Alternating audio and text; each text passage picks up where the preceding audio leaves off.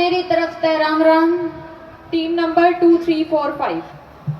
तो बात उस वक्त की कहने चली हूँ जिस वक्त हीरामल जी किसी काम के लिए बाहर चले जाते हैं और देर रात तक घर वापस न आने पर जो जमाल है वो उनसे क्या कहती है, आइए इस रागनी के माध्यम से आपको बताऊंगी।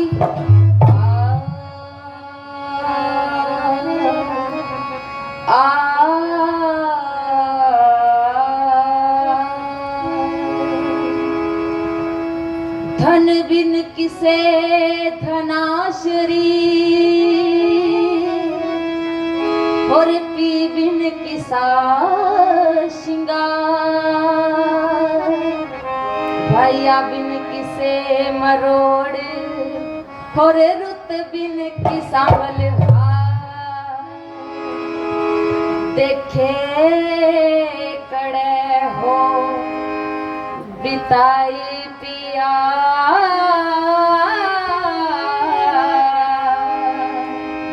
सारी आज रात तने